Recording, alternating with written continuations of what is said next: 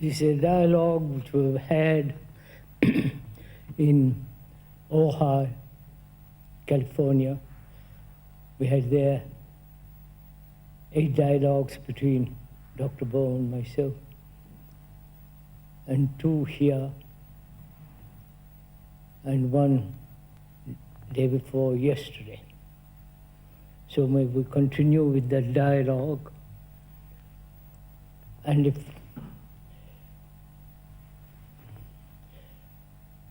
should anybody join this or not at all?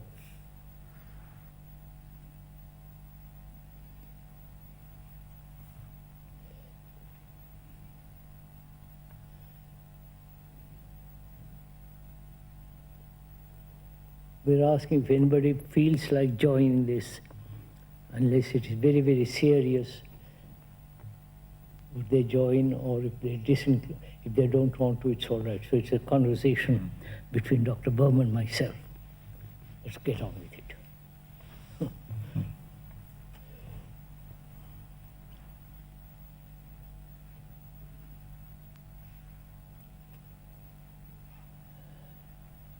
See, we were saying the other day, man,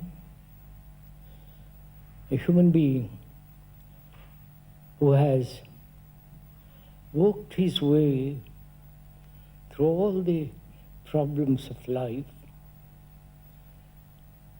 both physical and psychological, and has really grasped the full significance of freedom from psychological memories and conflicts and travails. It comes to a point where the mind finds itself free, but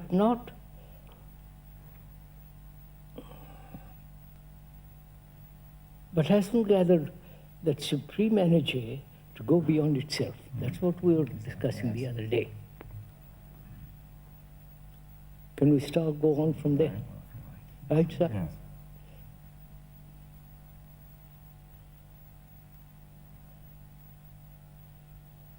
Can the mind really, mind, brain, the whole psychological structure, be ever free from all conflict, from all shadow of any disturbance? Yes, or self-disturbance. Hmm? Self-disturbance. Self-disturbance, and all that. Can it ever be free? Or the idea of a complete freedom is an illusion? Yes, well, that's one possibility. One possibility. Is that then, what we're... Yes. Then some people may say we could have partial freedom. Yeah, partial freedom. Or human condition is so determined by the past, by its own conditioning, it can never free itself from it. Like some of those intellectual philosophers have stated this. Yes, well, some people feel that's the case. And really, the deep, non-sectarian religious people, if there must be some who are totally free from all organized religions and beliefs and rituals, dogmas. They have said it can be done. Very few have said this. Well, of course, there are those who have said it's done through reincarnation. Yes. In addition to that group, Yes. believes it would take a very long time. Yes, they said it would take a very long time. Yeah. You must go through various lives and suffer and go through all kinds of miseries, and ultimately you come to that. But we're not thinking in terms of time. We're asking a human being, granting, knowing or aware that he is conditioned deeply, profoundly, so that his whole being is that, can it ever free itself And if it does, what is beyond? That's what we were coming to. Right. Would that question be reasonable or valid unless the mind has really finished with it, finished all the travail of life? As we said yesterday, the other day, our minds are man-made. And is there a mind which is not man-made? Yes. Right, sir? That's what we came to. How shall we find this out?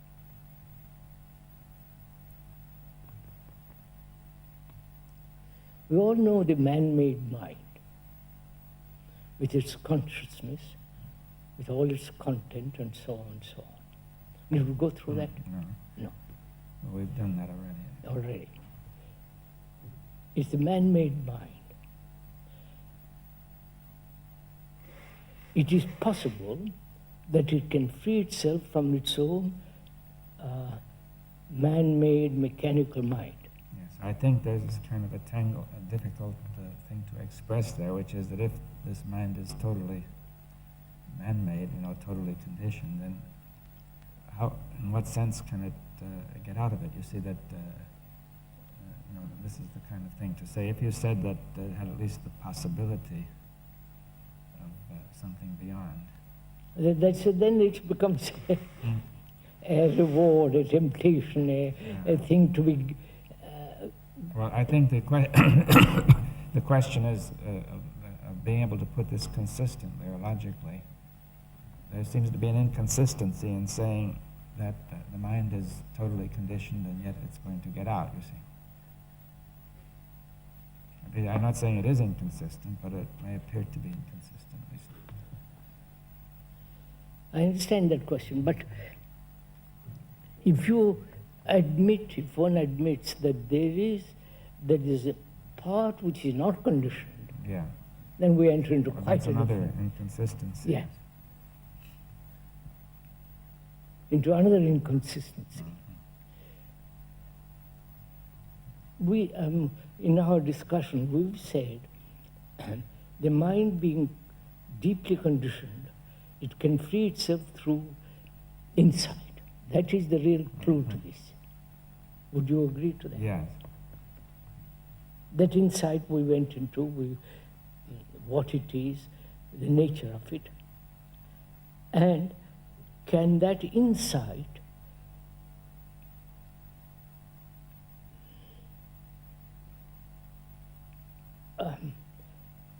uncondition the mind completely, wipe away all the illusions, all the desires and so on? Can that insight completely wipe it out? Yes. Or is it partial? Well, you see, I think the first point is that, see, if we say that mind is not static, that, you see, when one says it's totally conditioned, it suggests something static, you see, which would never change. Yes. Now, if we say mind is always in movement, then it seems in some way it becomes impossible to say what it is at this moment. You see, that we could say it has been totally conditioned. No, let's say, for instance, suppose I'm totally conditioned. Mm-hmm. It's in movement, Yeah. but the movement is within a border, It's within a border. Yeah. within a certain field. Yes. And the field is very definitely marked out.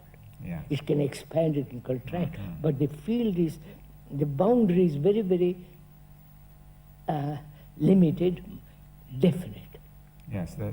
And also this whole structure can die away. You see, if we try to move within that structure, then we stay in some boundary. Now, it is always moving within that limitation.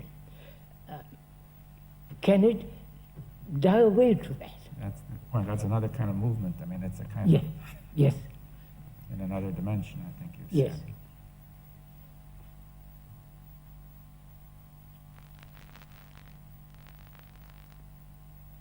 And we said it is possible through inside, which is also a movement, totally Yeah. different kind of movement. Yes, I mean, but then we say that movement does not originate in the individual. Right? As we said, did we say that? Yes, yes. Or nor in the general mind. It is not quite right. Yes, that's what we discussed the other Yeah. day.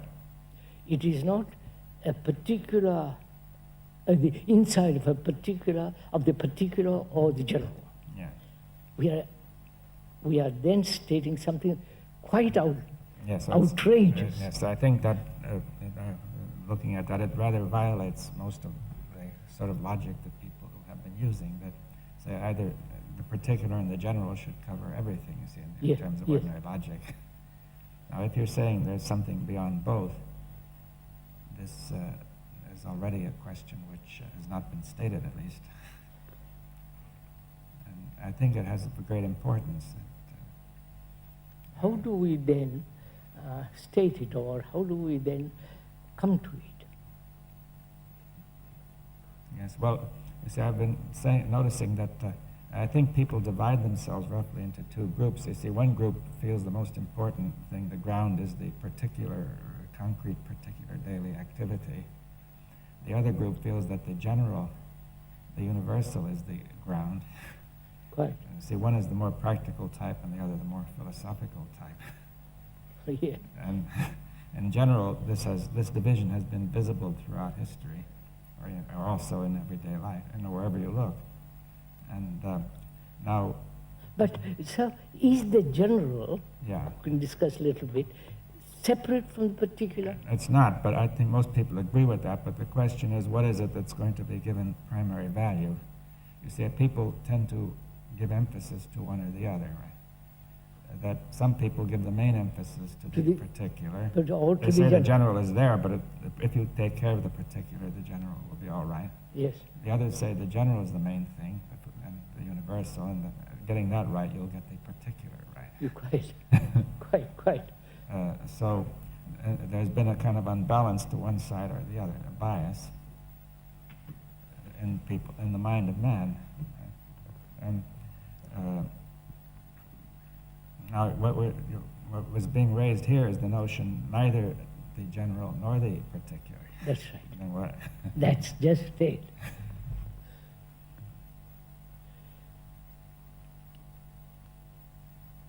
Can we discuss it or have a conversation about it logically, using your expertise, your scientific brain and all the rest of it?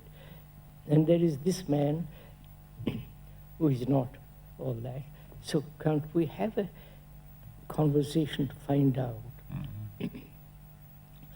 if the general and particular are the one, not divided at all, But also that there's to be no bias to one or the other. one or the other, quite. Not laying emphasis on one or the other. Then, if we don't do that, then what is? Yes. What is there? I don't know if I'm... Yes. Well, then what is? Then we have no easy way to talk about it. Yes. But we did discuss, I think, in California, the ground. And the question was, we could say the particular mind, we said, dies to the general or universal mind or to the emptiness. And then saying that ultimately even the emptiness and the universal die into Yes, the ground. that's right. We discussed that. I think that's a kind of lead into see that. But would ordinary person who's fairly intelligent agree to all this, see all this? I'm not sure. Or we say what nonsense all this is? Well, if it were just thrown at him, he would reject it as nonsense. It would require a very careful presentation, and some people might see it, I think. I mean, but if you just say it to anybody, Of course. say whoever heard of that. So where are we now? Wait. We are neither particular or the general. Yeah. That's a statement which hardly reasonably can be accepted. Well, it's reasonable in the sense that if you take thought to be a movement rather than a content, Thought to be a movement, we agree to that. then the thought is the movement between the particular and the general. You see that. But the thought is the general, thought is the particular. But thought is also the movement. Yes. So in the movement, it goes beyond being one or the other. That is, in moving. Does it? Well, it can. I mean, I said that ordinarily it does not, because ordinarily thought is caught in one side or the other. That's the whole point, isn't it? Yeah. Ordinarily, the general and particular is in the same area. Yeah. And either you fix on one or the Yeah, other. but it's in the same area, Yeah. in the same field. Now, and thought is the movement Yeah. between the two. Yes. Or thought has created both, Yes, and it has created both and moves between and around it. around and in that area. Yes, in that area. Now,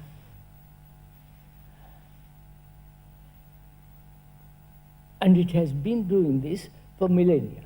Yes, and most people would feel that's all it could do. That is all it can do. Now, we are saying when thought ends, that movement which thought has created also comes to an end. Yes. Therefore, time comes to an end. Yes, we should go more slowly here. Sorry. Because you see, it's a jump from thought to time. You see that, I mean, we've gone into it before, but it's still a jump that, Right. Because first, let's see, thought has created the general and the particular, and thought is a movement that connects the two. Thought moves around it, and so it is still in the same area. yes, and doing that, it has created time, which is part of the general and the particular. You see that, time is a particular time and also a general time, all time, forever. And it sees this particular time in the whole of time, you see. Yes, but you see, thought is time. Well, that's another question. You see that they were saying that thought is about, we were discussing that thought has a content which is about time. And besides that, we said that thought is a movement which is time, that it goes, it can be said to be moving from the past into the future, right? But thought is based on time. Thought is the outcome of time.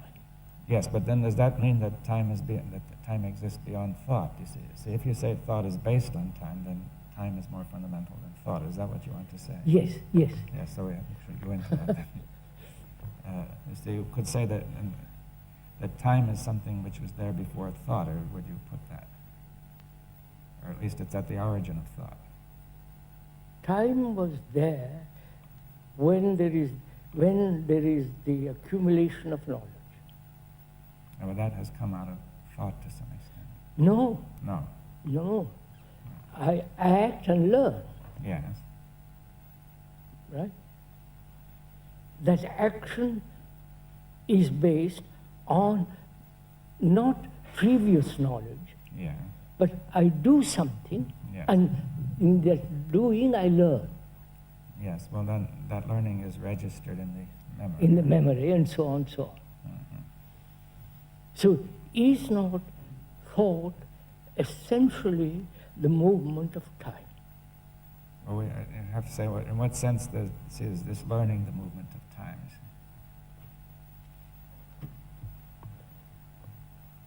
You can say when we learn, it is registered, right?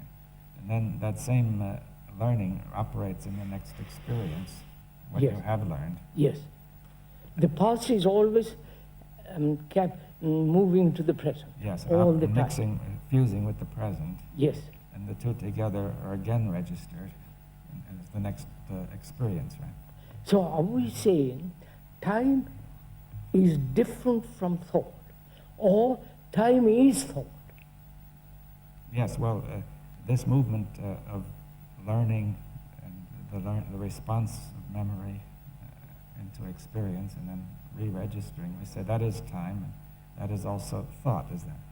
Yes. And that's all. That is thought. Yes. Is there a time apart from thought? Well, that's another question. Would we say that physically or in the cosmos that time has a significance apart from thought? Physically, yes, I understand that. Yeah. All right, so then we're saying in the mind, or psychologically. Psychologically, as long as there is psychological accumulation as knowledge, as the me and so on, there is time. Yes. Well, we say It is based on time. wherever there's accumulation, there's time, but then, Yeah, that's the point. Wherever there is accumulation, there is time. which turns the thing around, because usually you say time is first and in time you accumulate, right? I know, no. I would put it on the other personally. Yeah. But then it's important to see that it's put the other way. See, then we'd say, suppose there's no accumulation, then what? Then that's the whole point. There is no time. And as long as I'm accumulating, gathering, becoming, there is the process of time. But if there is no gathering, no becoming, no accumulation, where does psychological time exist? Yes. Well, probably you could say even physical time must depend on some kind of physical accumulation. Of course, that's quite But that we are not denying. No, that We're denying the significance of psychological time. accumulation. That's right. So thought is the outcome of psychological accumulation. And that accumulation, that gathering, that gives it a sense of continuity, which is time. Yes. Yes. Well, it seems it's in movement that whatever has been accumulated is responding to the present with the projection of the future. Of course. And then that is again registered. Now the accumulation of all that's registered is in the order of time. I mean, one Yes, time, that's next right. time, next That's time, right. all that. So we are saying thought is time. Yes. Or time is thought. Right? Oh, yes, time is thought, one way or the other. That the movement of time is thought. Movement of time. Psychological time.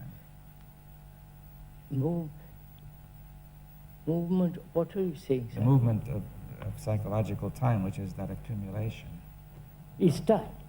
Well, that's time, but that's also thought, right? That the two mean Yeah. the same thing. Right? So psychological accumulation is thought and time. Yes, we're saying that we have happened to have two words, which really we only need one. One word, quite right.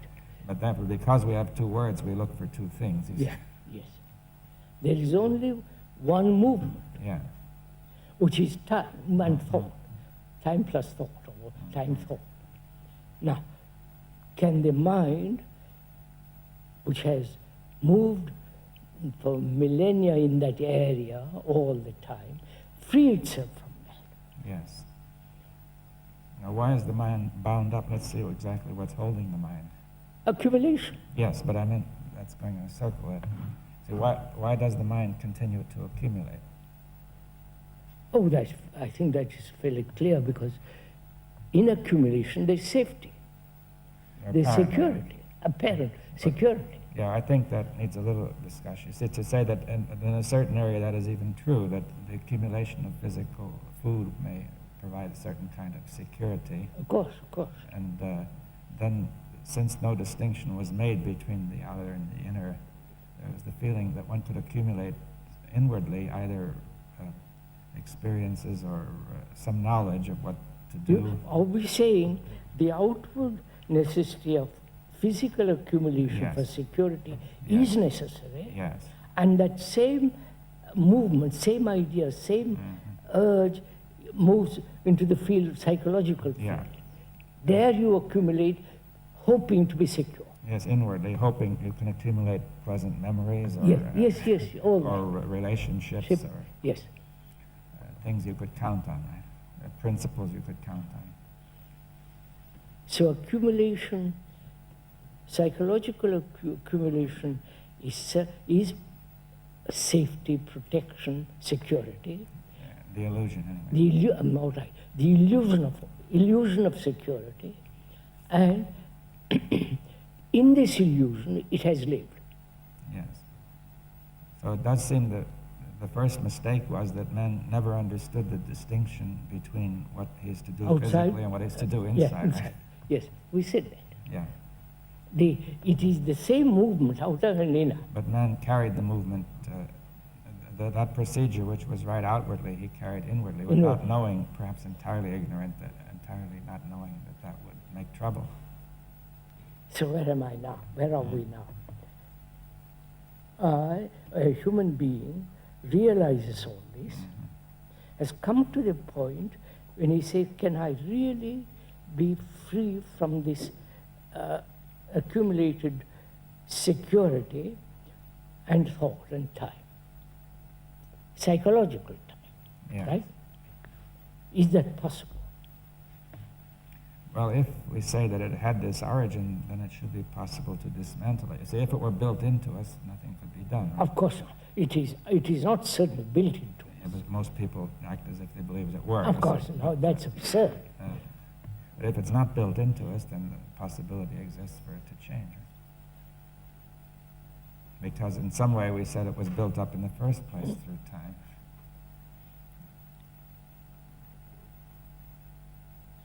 If we say it is built in, then we are in a hopeless state. Yes, and I think that's one of the difficulties of people who use evolution. Say that they're hoping to bring it, by bringing in evolution, they hope to get out of the static boundaries. Quite. But they don't realize that evolution is the same thing, that it's, Yes. it's even worse. It's the, Yes, it is the yes. very means by which the trap was made.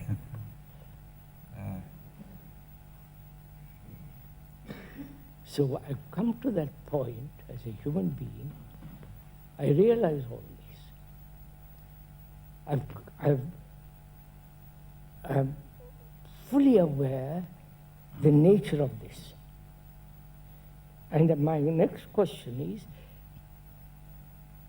can this mind move out of this field altogether and enter, perhaps, into a totally different dimension? And we said it can only happen when there is insight that we've been Yes. through infinite. Yes, and it seemed that insight arises when one questions this whole thing Whole thing. very deeply. Right? Yes. That one sees it doesn't make sense. Right? Now, having had insight into it and see its limitation, therefore go beyond it, what is there beyond?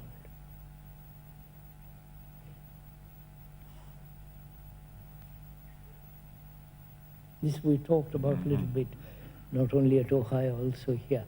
Yeah.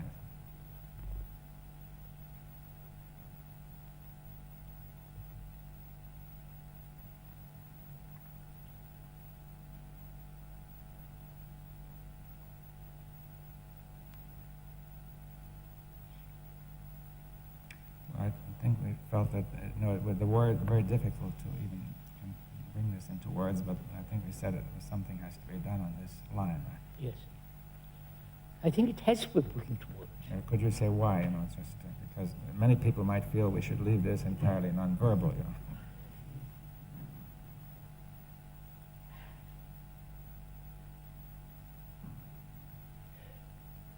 No, can we say the word is not the thing? That's clear, yes. Whatever description is not the real, is not the truth. However much you embellish or diminish it, or just word is not that. Recognizing that, then what is there beyond all this? Can my mind be so desireless Yes. so that it won't create an illusion, something beyond? Yes, well then that's the question of desire. You see, that desire must be in this time process. Of course, desire is time. Yes, no, that's the thing that we might try to say, since there are very subtle forms of desire, as well as the obvious forms. So, after all, desire, being, becoming, is based on desire. Yes, I mean, they're one and the same, really. Yes, they're one and the same. Now, when one has an I hate to use that word over and over again, into that whole movement of desire and its capacity to create illusion, it's finished.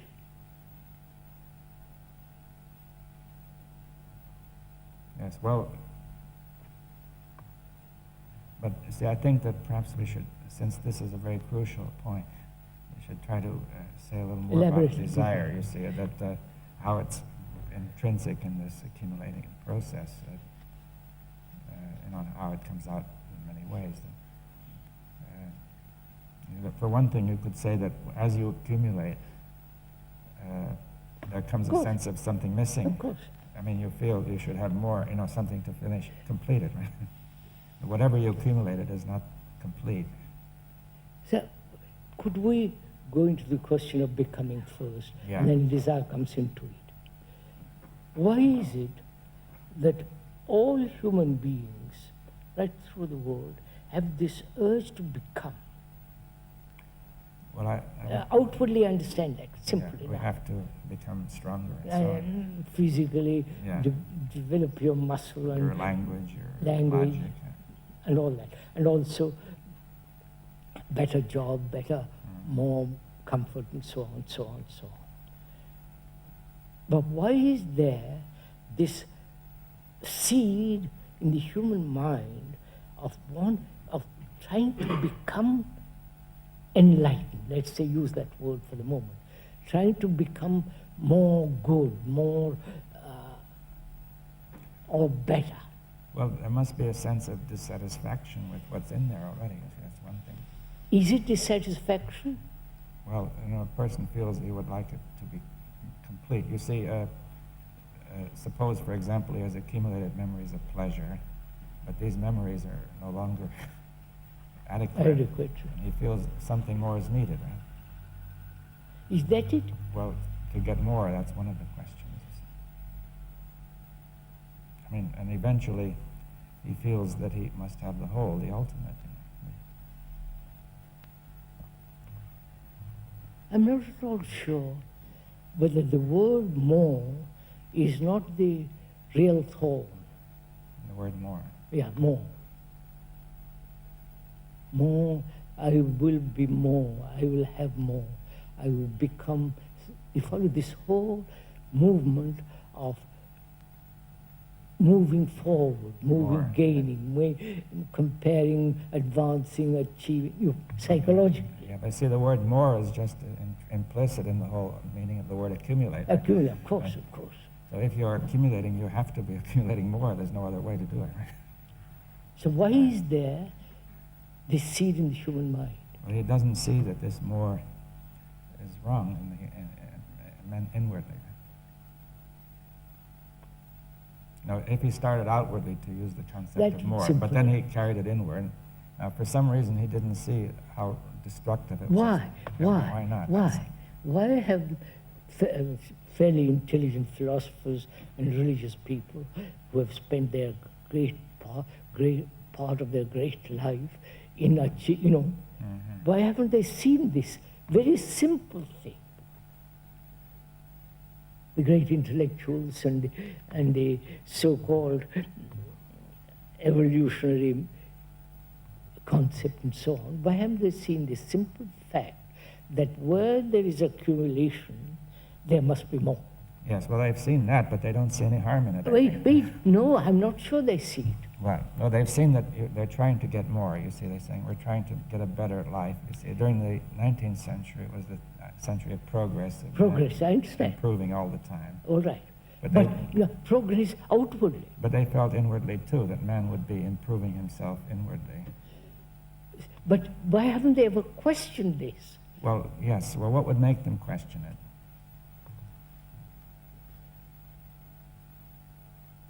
Obviously, this constant struggle for the more. Yeah, but they felt that was a sign of, that was necessary for progress, you see. But is that progress? Yeah, well, I mean, can we make it clear, you see? Suppose you had to answer one of the 19th century optimists, who said man is progressing all the time, to be better inwardly as well as outwardly. Yes.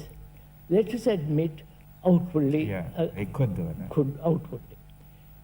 Is that same outward urge to be better has moved into the psychological realm?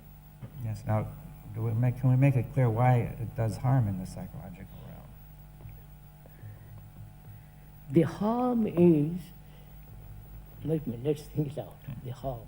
What's the harm in accumulating psychologically? Oh, yes. It divides. No. What does it divide? The very nature of accumulation brings about a division between you and me and they and so on. Yeah, could we make that clear? Because, it's a crucial point.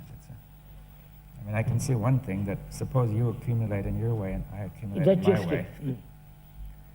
And he, she, or he accumulates another way. And then we try to impose a common way of accumulating, and Which that's is more impossible. conflict. That's conflict, right? That never takes place. Yes, I mean, they say everybody should be moral and ethical. Yes, yes. I have accumulated psychologically as a Hindu, right? Yes. And another is accumulated as a Muslim. Yeah, there's thousands of divisions. I mean, Thousands of divisions. because you could say in one profession or another, in one Thousands place, of divisions. really, to live in Therefore, one place or another. accumulation is, in its very nature, divides people. Yeah, because each And therefore conflict. Each person accumulates in his particular way, right, which is different from somebody else. Right? You cannot make a common way of accumulating. Can't we? Well, so let's all accumulate. But it doesn't work. You see that because everybody already has a different Of course, of course. relationship, no matter what you do. So, can we say then, in accumulation, man has sought psychological security, and that security, with its accumulation, is the factor of human division, psychologically. Yes, I mean, any attempt to accumulate will divide. I mean, I think even that occurs in some sociological studies, like Karl Marx, who said that it was this accumulation of capital by some people which divided them from other people, and that started tremendous conflict. So, we said that's why human beings have accumulated, not realizing its consequences. Mm-hmm. And realizing that, is it possible not to accumulate? Yes, well, that's... I mean, that's a tremendous... Yes, because it seems the human mind automatically accumulates. I know. Why?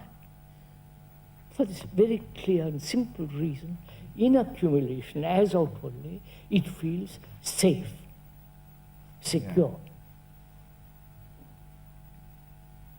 Well, perhaps you could say that having gotten into this trap, it was very hard for the mind to get out because it was already occupied. The mind is filled with this process of accumulation, and it becomes very hard to see anything.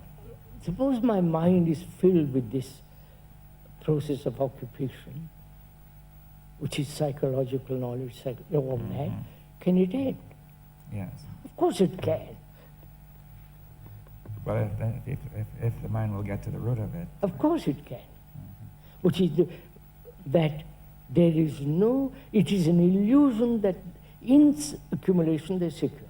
Yes, well now one can see this at a certain level. Let's say one discusses this, I don't intellectually, but I would prefer to say as a map, you see, that one has drawn a map of this whole process. And the question is and when you have a map, you must now be able to look at the country. Yes. See what's on the map, right? Yes. When you're looking at the map, you don't see the country. No, the map may be useful, but it's not enough, right?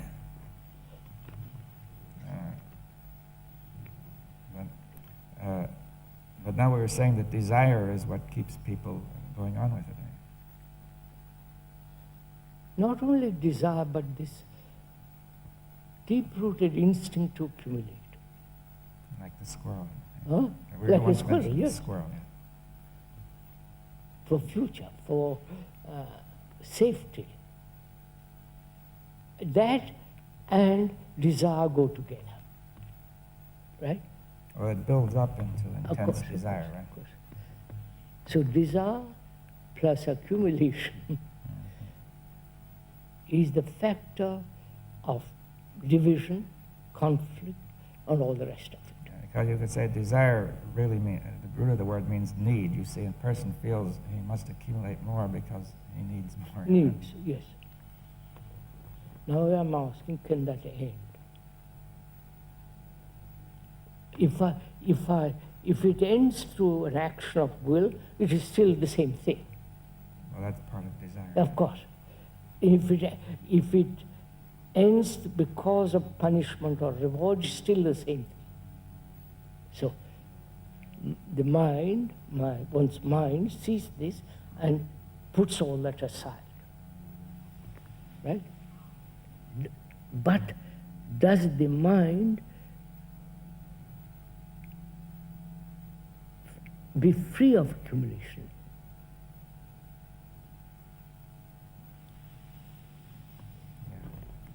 I think that...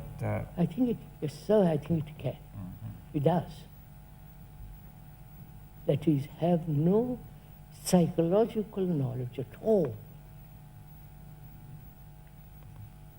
Knowledge is accumulation, and so on, so on. Yes, and I think that the knowledge goes very, I have to consider that knowledge goes very much further than what it's ordinarily meant. That Of course, I mean, not just book knowledge. book or No, abstract no, knowledge. experience, of course. But you see, I think that that in accumulating, for example, if you're getting knowledge of this microphone, then you build up an image, a picture of the microphone, and everything goes into that, and one expects it to continue, right? Of course. So if you have knowledge of yourself, it builds up a picture of yourself.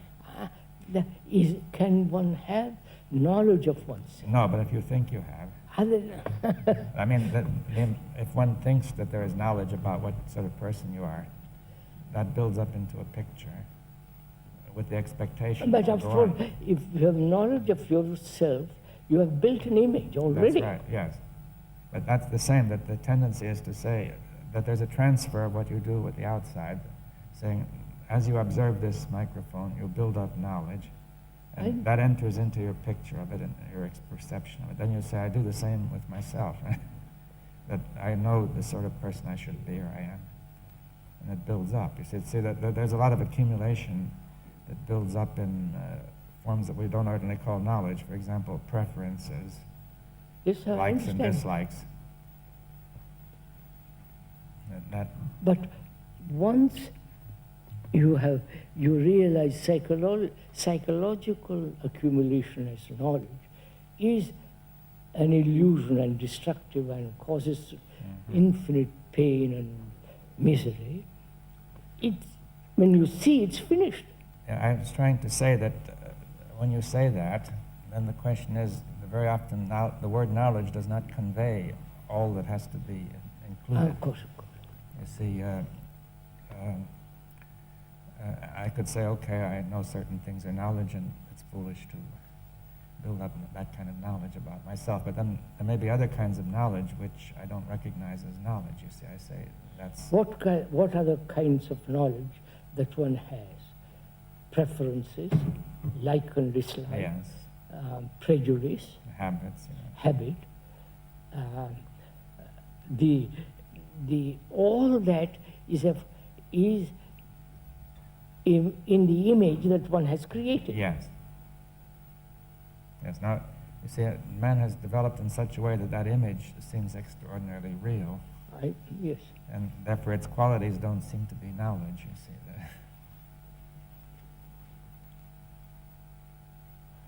All right, so we'll come. So we have said accumulation is time, and accumulation is security, and where there is psychological accumulation, there must be division, and thought is the movement between the particular and the general, and thought is also born out of the image of what has been accumulated. Yes. Right? Yes. All that is the one's inward state that is deeply embedded in me. Yes, physically and mentally. Yeah, mentally, all around. I recognize physically it's necessary, somewhat. Yes, but it's overdone physically. Of course, if you are, one can overdo anything. Mhm. But psychologically, to realize that, how do I set about it? How do I, who have accumulated for millennia, general and particular, that has been the habit, and how do I not only recognize the habit, and when I do recognize the habit, how does that movement, how does it come to an end? Mm.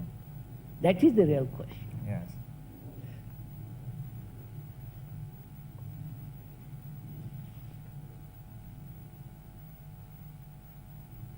Where does intelligence play part in all this?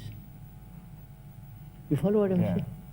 Well, there has to be intelligence to see this. Is it intelligence? Is so-called ordinary intelligence, or some intelligence is something entirely different?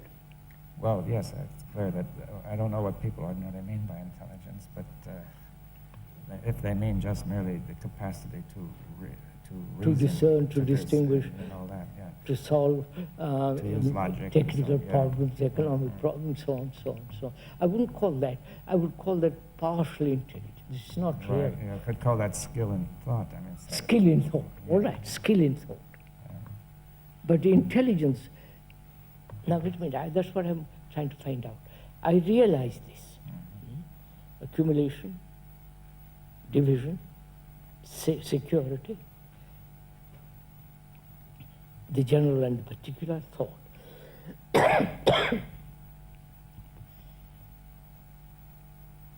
I can see the reason of all that, the logic of all that. But logic, reason, and explanation doesn't end the thing. Another quality is necessary. Yes. Is that quality intelligence?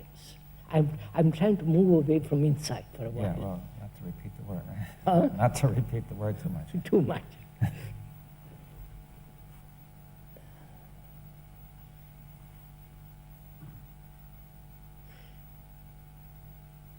Is intelligence associated with thought? Well, we don't know what you mean by the word associated. It's, Is it related? Is it part of thought? Is it the outcome of very clear, precise, exact, logical conclusions of thought? no, that would still be more and more skill. Skill, Yeah. I agree. That's, Yeah. yeah. But you have to say intelligence. At least we're suggesting intelligence is a different quality. Yes. Is that intelligence related to love? Well, yeah, I'd say they go together. Yeah, I'm just moving Yeah, slowly so, into that. yeah. See, I've come to, I realize all of it we have discussed this morning, and I've come to a blank wall, a solid wall. I can't go beyond. And in observing and looking, fishing around, I come upon this word intelligence.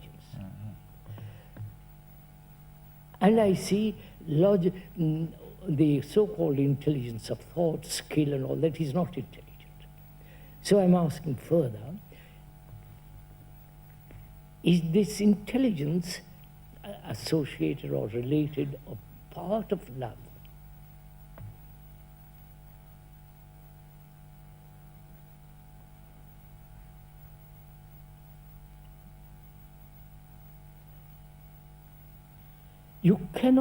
One cannot accumulate love, No. right? People may try. It sounds They want to, silly. yeah. But people do try to guarantee Well, love in the those future. are, those are all romantic nonsense, cinema stuff. All Mm. right. You cannot accumulate love. You cannot associate it with hate, all that. So it's something entirely different, that love. And has that love intelligence, which then operates, you follow it? Which then breaks down the wall. I don't know if I'm... Yes.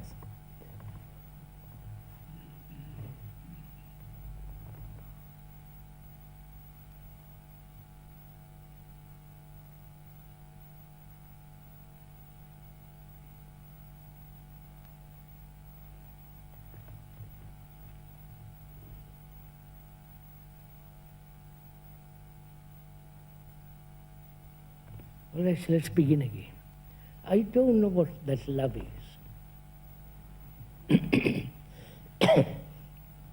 I know all the physical, all that. I realize pleasure, desire, accumulation, remembrance, pictures is not love. All that I realized long ago. But I've come to the point where this wall is so enormous that I can't even jump over it. So I'm now fishing around to see if there is a different movement which is not man-made movement. And that movement may be love. I'm sorry to use that word, but we'll use it for the time being, because that word has been so spoiled and Yeah, so misused. you're saying love is a movement, you see. Yes, That's love the is point, a not just a feeling. Huh? Not just a feeling, right? Oh, no, Though no. it may involve feeling, it's But not there's nothing primarily. to So is that love, with its intelligence, is that the factor that will break down or dissolve or break up this wall?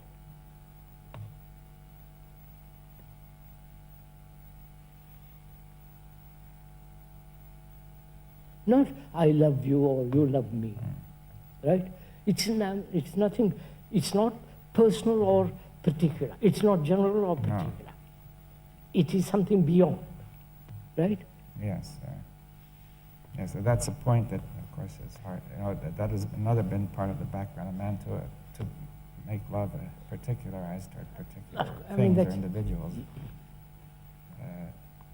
I mean, I think when one loves with that intelligence, it covers the whole. It's not particular or general, it is that. It's light. I don't know. It's not particular light.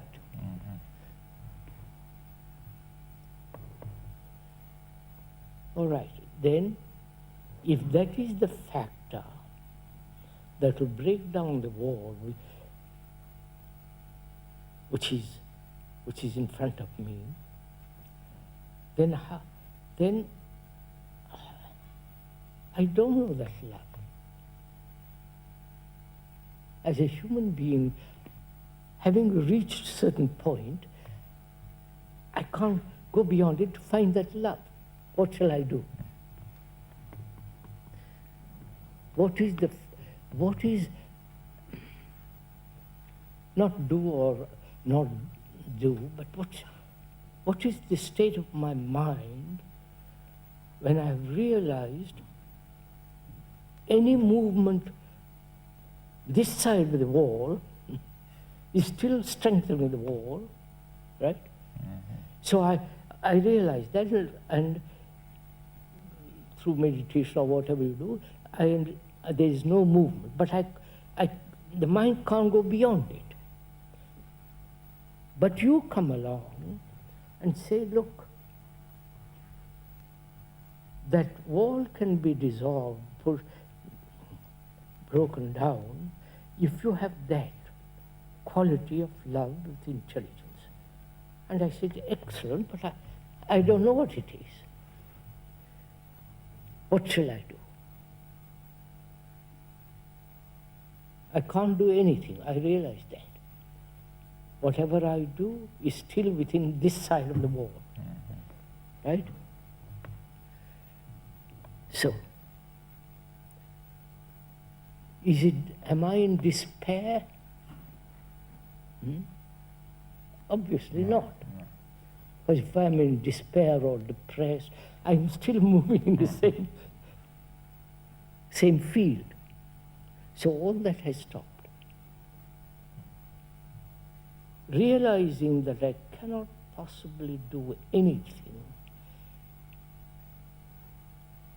any movement, what takes place in my mind? You follow what I'm saying? Is that right? I think that's fairly logical. That I realize I cannot do a thing. Right?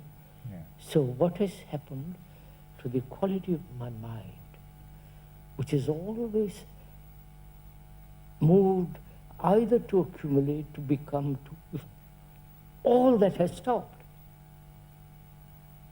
Moment I realize I can't, no movement. Right? Is that possible? Or am I living in an illusion? Or have I really gone through all this to come to that point? Or I suddenly say I must be quiet.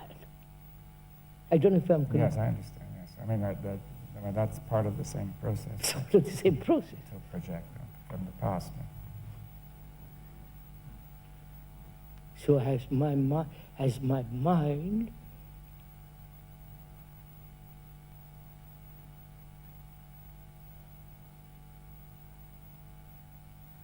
is there in my mind a revolution?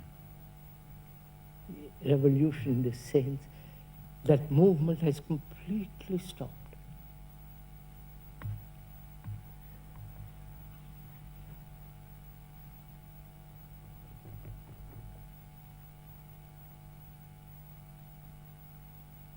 And if it has, is love something beyond the wall? Well, I wouldn't mean that. Of course, it couldn't be. Huh? Yeah, the wall itself is the product of exactly. the process, which is the illusion. So I realize, you follow? I'm realizing the wall is this movement. So when this movement ends, that quality of intelligent love and so on is there. Yeah. Right? That's the whole point.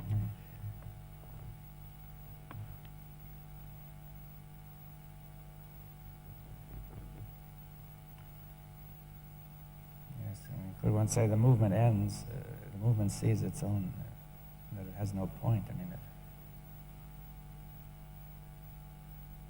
It's like, it is the so-called skill to to see a danger.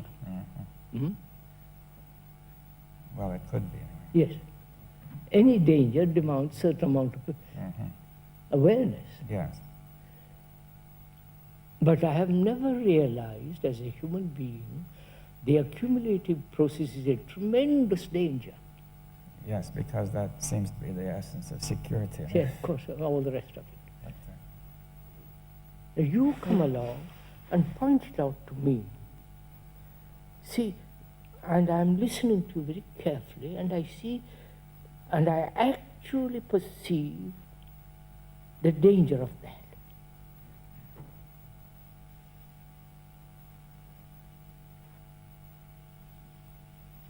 And perception is part of love, isn't it? Huh? yes. I'm good. I mean, you're suggesting that love is a kind of a energy which is not specific or general, and that it may momentarily envelop certain things. But So perception without any motive, without direction, etc. Perception of the wall which has been brought into being by this movement of accumulation The very perception of that is intelligence and love. Right?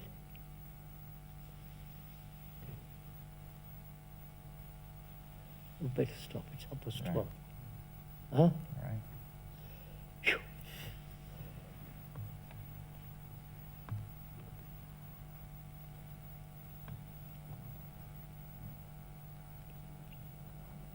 Shall we go on? No. How do you, maybe it's best to, Better stop your point. When do we meet again? it's on Thursday, 2 days. Thursday. Mhm. Right.